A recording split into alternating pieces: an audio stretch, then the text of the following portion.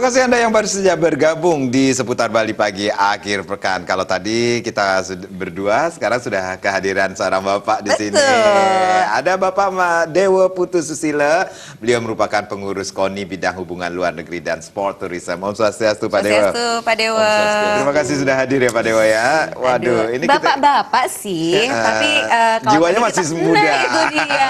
Ngobrol tadi panjang lebar ternyata asik banget nih si Bapak gitu ya. Ngobrolin tentang olahraga dan pariwisata. Ini ada hubungannya nggak sih? Nih? Nah, seperti apa sih gitu ya? Baik, tapi sebelumnya kita ada informasi dulu ya. Iya, silakan. Baik, nah pemirsa, sport tourism merupakan media positif dalam mempromosikan pariwisata Bali ke luar negeri. Jika event sport tourism dilaksanakan secara rutin, hal tersebut dipastikan dapat mendongkrak pendapatan daerah.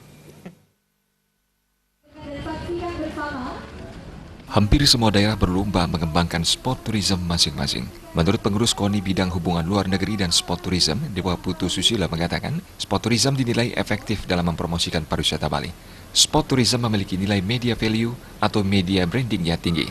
Media value yang didapat minimal bisa 2 kali lipat dari direct impact turis yang datang karena dipromosikan oleh media nasional dan internasional sebelum, sesaat, dan sesudah acara. Seperti event lari Bali 10K atau selancar internasional. Jika digelar secara rutin, tentu event sport tourism akan dapat mendatangkan keuntungan dan pendapatan besar bagi Bali. Dewa Putu Susilo menambahkan, meskipun membutuhkan modal besar di awal untuk event sport tourism, namun manfaat didapat sangat besar bagi daerah.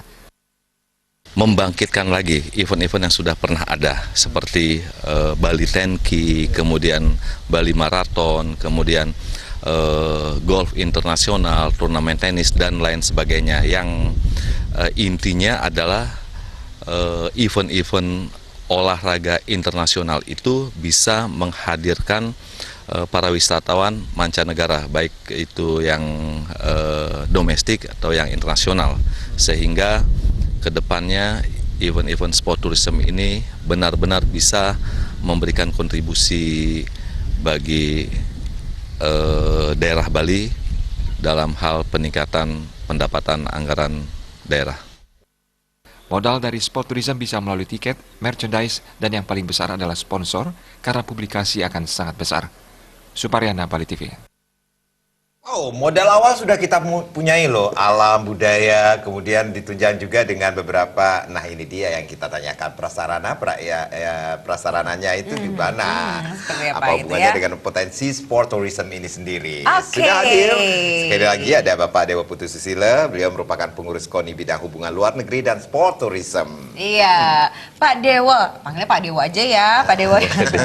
Pak Dewa ini dari tadi kita bilangnya sport tourism, ini sebenarnya sport tourism itu apa sih, Pak Dewa?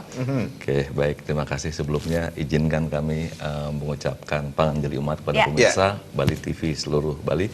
Om Swastiastu. Om Swastiastu. Oke, kita langsung saja. Ketika kita bicara sport tourism, kita harus melihat dulu.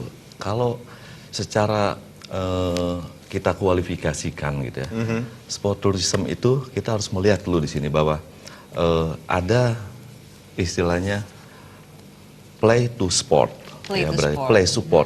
Artinya orang yang datang ke Bali atau datang ke suatu tempat berarti dia untuk mengikuti turnamen olahraga atau event-event olahraga itu sendiri. Ada play to sport, kemudian ada play to watch sport. Play to watch sport. Iya.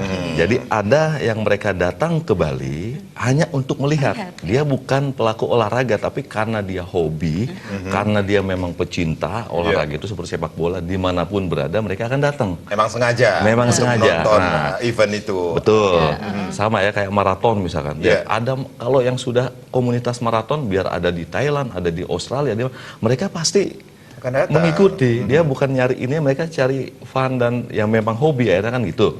Nah kemudian ada lagi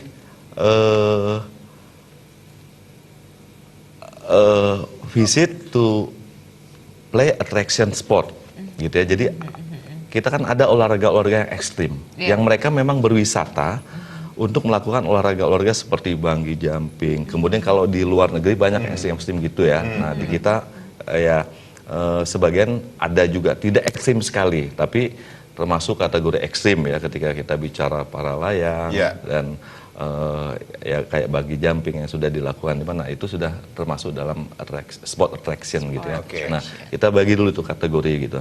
Nah, ketika kita bicara lagi masalah sport tourism gitu ya.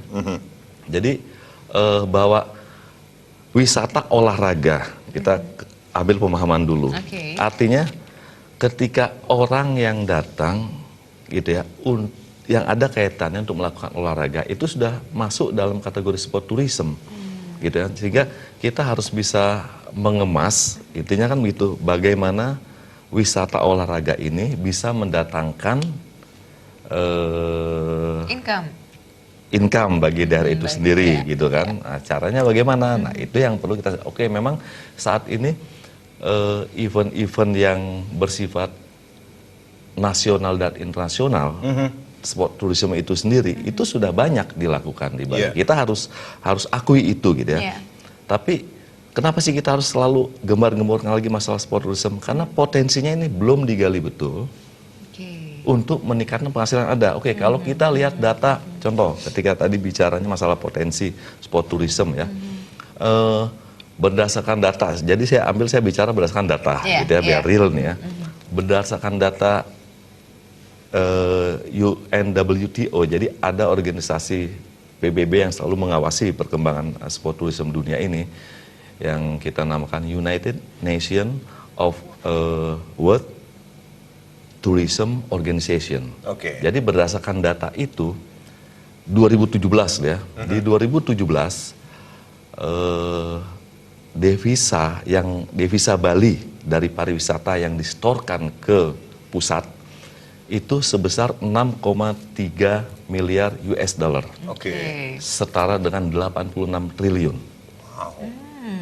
Nah, itu real ya data ya. Ketika kita bicara 86 triliun, berarti kita ambil asumsi 10% dari PHR saja, itu sekitar 8,6 triliun. Memang untuk saat ini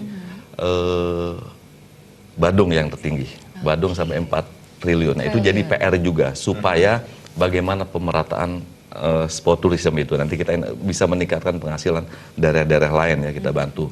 Jadi kalau kita lihat dari 8,6 triliun dari pariwisata itu sendiri, kita ambil asumsi lagi 10%, berarti dari pos untuk sport tourism itu sendiri sekitar 800 miliar per tahun yang bisa diciptakan. Jadi ada potensi 800 miliar ini yang bisa dikembangkan lagi lebih tinggi untuk khusus bidang sport tourism yang masuk kategori sport tourism ya.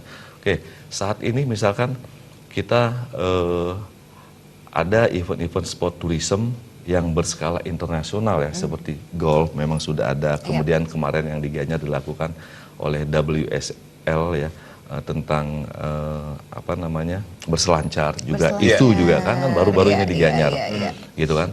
Nah, kemudian ada event-event yang lain yang berskala internasional, itu yang mendatangkan real devisa gitu ya, yang artinya real pendapatan daerah. Kita bicara tadi asumsi-asumsi itu kan. Nah, sehingga sebenarnya potensi ini bisa ditingkatkan lagi untuk meningkatkan hasil yang sudah ada itu. Dengan jalan apa ya? Dengan jalan disinergikan semua stakeholder yang ada. Gitu kan? Dari pengkualifikasian itu sendiri diantaranya ada seperti Pak Dewa sampaikan, ada play to sport, kemudian play to watch sport, kemudian visit to attraction sport ini sendiri. Nah, ini kalau kita berbicara sinergitas antara pemerintah kemudian dengan pihak-pihak instansi yang terkait ini sendiri untuk menyelenggarakan sport tourism ini sendiri.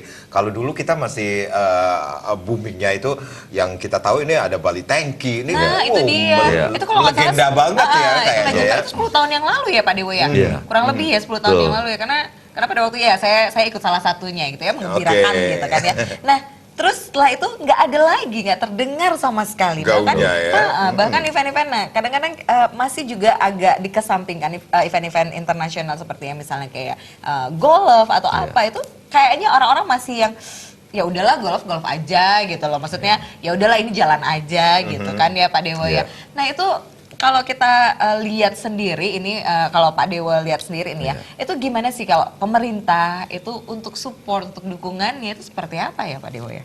Oke, jadi gini, kita harus melihatnya, kita juga menghimbau ya pihak pemerintah. Memang kita tidak bisa hanya berpatokan pada pemerintah. Makanya sekarang kita himbau, mudah-mudahan pelaku-pelaku bisnis atau pelaku pariwisata yang lainnya bisa mengambil manfaat dari pembicaraan kita pagi ini ya. Jadi kita harus melihat segala sesuatunya, gitu kan. Event pemerintah pun, ketika bicara sport tourism itu kita harus lihat dari sisi entrepreneurnya, gitu ya. Bahwa sport tourism ini adalah sesuatu yang bisa menghasilkan pendapatan daerah sangat tinggi, gitu ya. Kita harus melihatnya secara itu. Memang ketika kita bicara secara entrepreneur, memang itu tidak terlepas daripada pembiayaan itu sendiri, gitu kan. Salah satu contoh adalah sarana dan prasarana. Itu dia. Itu salah satu contoh. Jadi bisa dikatakan ini butuh modal cukup besar juga, Pak Dewa? Tidak juga. Itu tadi ketika kita bicara sarana dan prasarana, untuk kita ada, misalkan kita bisa kategorikan, kita ada rencana jangka pendek, misalkan jangka menengah, jangka panjang, kan gitu. Jangka menengah dan jangka panjang harus, gitu ya. Dan saya yakin pemerintah sebenarnya sudah, contohlah kayak Bandung ya, 2019 direncanakan loh ya, akan ada gedung olahraga ya, itu kalau nggak salah dananya sampai bertaraf internasional sampai 1,2 triliun. Mudah-mudahan pemerintah Bandung sendiri sudah mulai memikirkan bahwa nantinya ini akan menjadi pembangunan sarana olahraga yang berkelanjutan. Nah ini banyak nih soal rangkaian kalau saya bicara gitu ya. Jadi ada apa sih itu wisata berkelanjutan, kemudian ada sarana dan prasarana, dan ada juga kita mengoptimalkan sarana atau tempat yang sudah ada. Misalkan apa? Kita bisa hidupkan lagi seperti tadi Bali 10K misalkan. Itu kan tidak memerlukan sarana yang khusus gitu kan. Tapi kita bisa optimalkan yang sudah ada, kita munculkan lagi. Tapi dalam hal ini adalah dihandle oleh atau disupport oleh pihak pemerintah. Ya, tadi memang harus kita ciptakan juga sistem. Makanya saya pernah sounding ya, saya pernah hembuskan untuk menunjang sport tourism ini. Kalau kita tarik benang merahnya lagi, blueprint sport tourism itu harus diadakan. Nah, kita berlanjut ya. Kemarin sudah kita apresiasi ya. Jadi Perda sudah disahkan kalau nggak salah 20 Mei kemarin tentang olahraga itu, tentang olahraga. Dan salah satunya dalam pasal 32 kalau tidak salah ya, itu ada 5 ayat tentang sport tourism. Ini sebenarnya jadi entry point buat pemerintah untuk mendorong pelaku-pelaku pariwisata khususnya di bidang sport tourism untuk lebih berintegrasi. Ya, ketika bicara ada Perda itu kan nanti ada turunannya di Pergub. Makanya mudah-mudahan Pergubnya benar-benar mengena. Mudah-mudahan gitu ya, dengan kemudahan yang baru ini itu bisa menjadi entry point untuk masuk sehingga lebih mengkondisikan event-event sport itu menjadi lebih besar dan lebih bertaraf internasional. Iya, tentunya untuk menguntungkan daerah Bali tentunya. Iya, pastinya. Baik. Nah, kita jeda dulu ya. Kita rehat sejenak karena sesaat lagi kita masih ngomongin tentang potensi sport tourism khususnya untuk daerah Bali, tapi tentunya setelah yang berikut ini.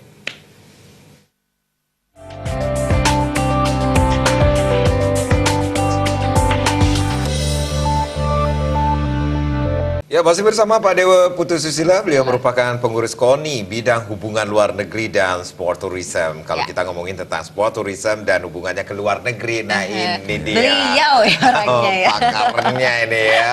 Untuk mendatangkan, ayo dong selain pariwisata budaya yang kita punyai, ternyata pariwisata olahraga juga kalah kerennya ini.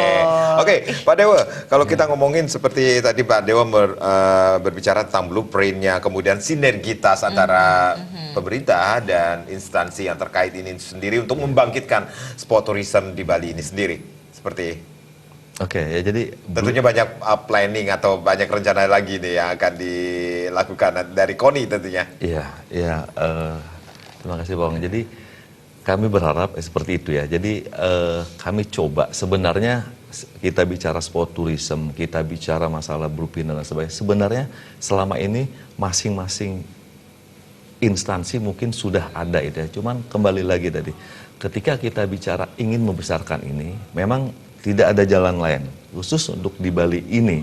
Karena apapun alasannya kita harus akui bahwa pariwisata ini adalah rohnya Bali ya, kalau boleh kita katakan seperti itu ya. Kita tidak berlebihan karena memang ya memang yang terbesar masalah kita dari sana kan begitu. Nah, ini memang harus dirancang khusus. Sama seperti blueprint misalkan. Ya kita belum punya blueprint seperti negara-negara lain gitu loh. Kalau blueprint itu bisa terciptakan ya nanti saya yakinlah dengan gubernur sekarang, dengan tim-tim ahlinya yang sangat luar biasa, pasti bisa menciptakan itu ya. Salah satu contoh, misalkan, kalau di negara-negara maju, nggak usah jauh-jauh lah, di Malaysia misalkan, di Singapura, tetangga kita loh. ya. Kita tertinggal jauh ya dengan gerakan mereka ya. Padahal kita lebih dulu merdeka ya Pak ya. Lebih dulu mereka ya, mungkin juga karena kecil. Jadi bagaimana dia mencuri start gitu kan, dengan cara membuat sistem itu, kembali lagi sistem, karena dengan blueprint yang diciptakan itu akan menjadi satu kekuatan sinergitas antara pelaku pariwisata, stakeholder terkait, antar sektoral yang ada, instansi-instansi ini, itu kalau digabungkan kan sangat luar biasa, khususnya di Bali, karena kita harus akui bahwa Bali sudah branded name. Coba sekarang salah satu contoh, kalau orang suruh milih ada event olahraga yang dilakukan di Bali atau di, mohon maaf, di Jawa atau daerah lain, pasti dia memilihnya Bali. Nah, salah satu contoh lagi misalnya, ya kita apresiasiin ya, dengan pelaku-pelaku wisata yang sekarang mulai giat ya, dia mempunyai ide-ide, masukan yang saya yakin bahwa tujuan mereka semua adalah bagaimana caranya untuk memajukan Bali ini dengan pariwisatanya. Cuman kembali lagi seperti bilang, kalau tidak ada guidelines-nya, tidak ada blueprint-nya, tidak ada aturan mainnya, yaitu mereka akan berjalan sendiri-sendiri. Yang ketika kita bicara data, kadang-kadang data cuma di atas kertas.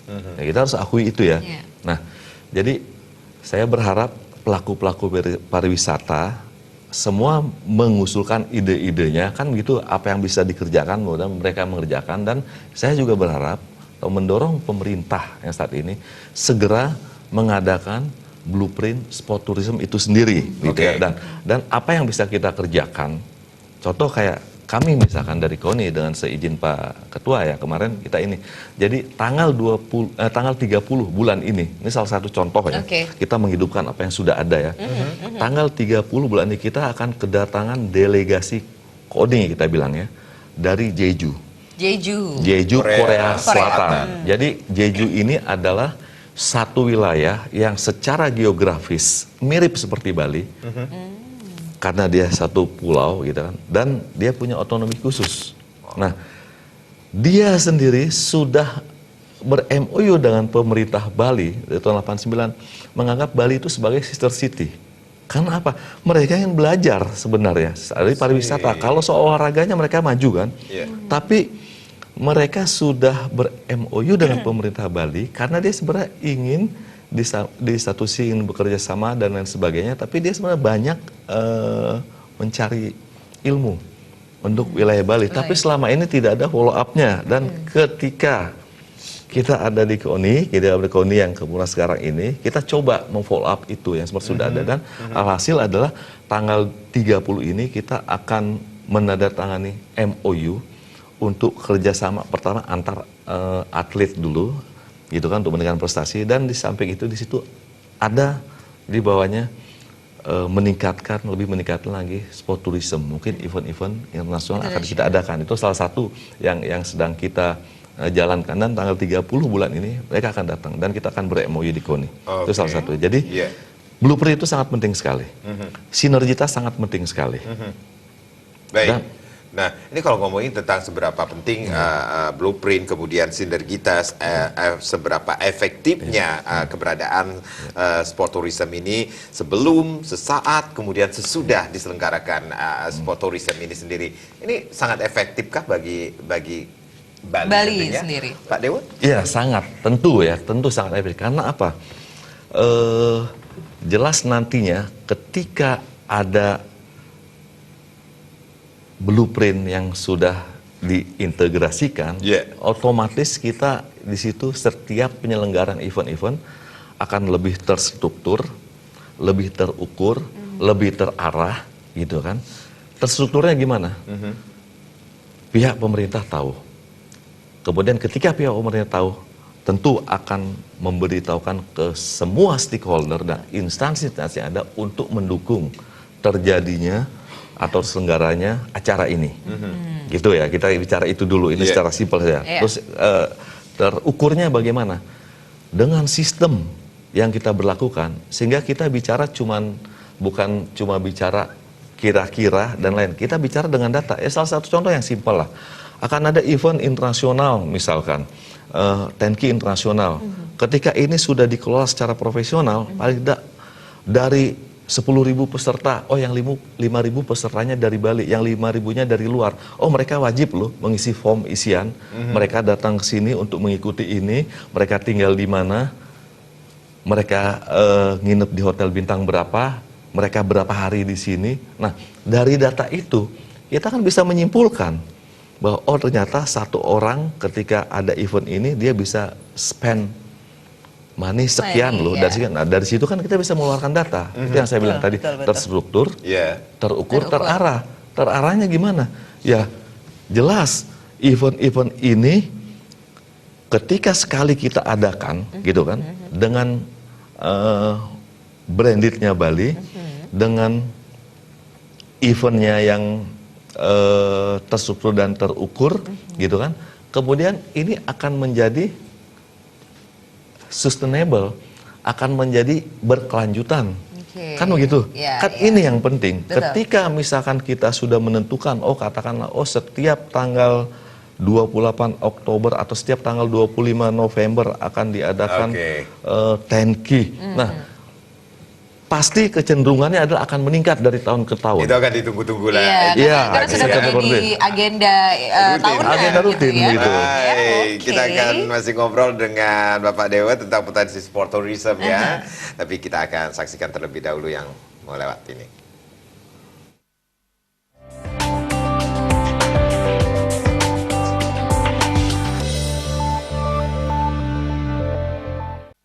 Oke, itu tumpang sari dalam dunia pertanian. Nah, kalau kita hubungkan dengan olahraga, ini bisa juga tumpang sari ya. Dan sport tourism ini sendiri dengan salah satu, misalnya ada salah satu bangunan yang dipergunakan lahan yang tidak produktif, kemudian dibangun sarana olahraga yang bisa mendatangkan devisa. Ayo dong. Nah, ini tumpang sari juga nih bagi daerah setempat. Ini blueprint, kembali lagi ke blueprint lah ya, Pak Dewo ya. Ya oke. Tadi kalau kita lihat tadi berita tadi juga yang tentang One Island One Management. Nah, salah satu contohnya destination kan gitu. Ya, jadi dengan olahraga ini pun yang masuk kategori dalam sport tourism itu kita bisa menciptakan destinasi pariwisata yang baru. Seperti tadi bilang, kalau Badung bisa sampai 4 triliun gitu ya dari pos pariwisatanya saja. Nah, itu kan tidak menutup kemungkinan kita bisa buatkan juga di daerah-daerah lain untuk dapat lebih meningkatkan pendapatan daerah itu sendiri ya, dengan cara misalkan apa tadi, membangun sarana dan prasarana. Itu tadi yang saya bilang. Jadi ketika kita akan membuat satu fasilitas gedung yang bisa untuk menyelenggarakan event internasional misalkan. Itu kan banyak sekali manfaatnya. Satu memang untuk event-event internasional, terus yang kedua bicara untuk peningkatan prestasi itu juga kan bisa digunakan. Kan begitu, makanya seperti saya bilang tadi, memandangnya harus dari sisi entrepreneur. Jangan melihat nanti keluar uang banyak, setelah itu maintenance-nya bagaimana dan sebagainya. Nah, kita jangan disamakan, kita harus optimis ketika bicara Bali, jangan melihat daerah lain. Boleh melihat daerah lain untuk acuan kita ke depan, tapi bahwa Bali ini adalah sesuatu yang sangat spesial, negeri yang sangat spesial. Artinya yang di daerah lain tidak bisa dilakukan atau dikerjakan, di Bali mungkin akan terjadi ketika ada sarana yang memadai misalkan. Begitu sekali kita gunakan, sekali sukses untuk menarik event-event yang lainnya, saya sangat yakin akan sangat mudah, atau memperbesar event-event internasional yang selama ini sudah ada, yang seperti saya bilang tadi itu tinggal dibangkitkan lagi saja. Dengan keterlibatan pemerintah setempat, stakeholder yang sudah ada acuannya. Apa Baik. itu acuannya? Ya, itu blueprint itu lagi Nah, tadi. ini dia. Kan itu harus Ya. segera Yang harus diciptakan. berstruktur, kemudian terukur, yang Terukur. terarah, dan akan berkelanjutan. Itu Iya. yang diharapkan tentunya ya Pak Dewa ya. Oke. Nah, mumpung ingat ya, saya ini tadi bicara masalah berkelanjutan soalnya. Jadi kita bicara lagi selalu acuannya dari internasional ya. Data dari Comprehensive Index, dari TTCI ya. Travel and Tourism Comprehensive Index. Di Bali, itu Bali loh ini, itu masih masuk dalam urutan ke-30. Tadinya dari 34, memang ada peningkatan. Oke. Diprediksi 2019 akan menjadi urutan 30. Nah, yang menjadi penilaian ini apa sih secara internasional gitu kan? Yang jadi penilaian adalah tadi itu, kita ada 3 kategori. Ketika pembangunan destinasi wisata atau daerah tujuan wisata, baik itu sarana hotel-hotelnya dan lain tujuannya dan sebagainya. Apa itu yang menjadi 3 kategori yang saya sempat sebutkan terdahulu? Ya. Ada ecological sustainable, lingkungan yang berkelanjutan. Lingkungan, Baik. Kemudian ada social and culture, yang selama ini memang kita sudah menjalankan karena sudah banyak memanfaatkan tenaga kerja dari lokal. Gitu. Iya. Kemudian ada economic sustainable, artinya bagaimana ketika diciptakan suatu daerah tujuan wisata itu akan berkelanjutan. Karena Oke. ini jadi penilaian dunia. Ya. Gitu loh. Nah, bagaimana itu bisa terjadi kalau tidak ada blueprint Blueprint. itu lagi? Nah, itu yang akan kita tunggu Pokoknya ya. intinya itu hanya blueprint gitu ya. Pokoknya Oh, acuannya itu blueprint Dan gitu tentunya loh. sinar kita siapa Dewa ya. Jelas. Baik. Terima kasih Pak Dewa sudah hadir di rumah kita ya. Nggak terasa loh ya. Masih banyak sebenarnya pertanyaan-pertanyaan untuk Pak Dewa loh Pak Dewa. Ya. Pokoknya nanti Pak Dewa harus datang lagi nih Pak Dewa ke rumah Siap. kita ya. Iya, Pagi-pagi betul ya. sekali ya untuk membagikan lagi nih ini bagaimana padahal banyak sekali potensi sport tourism yang ada di Bali ini Iya, sendiri itu, ya. itu menarik sekali ya untuk Oke, perkembangan pariwisata baik di sekali Bali lagi terima sendiri. kasih Pak Dewa. Terima kasih. Terima kasih Mbak banyak Ega. Pak Dewa. Terima Sampai kasih. ketemu lagi Sampai kita Pak ketemu Dewa luar lagi. biasa. Sukses Nanti- selalu Pak Terima itunya. kasih.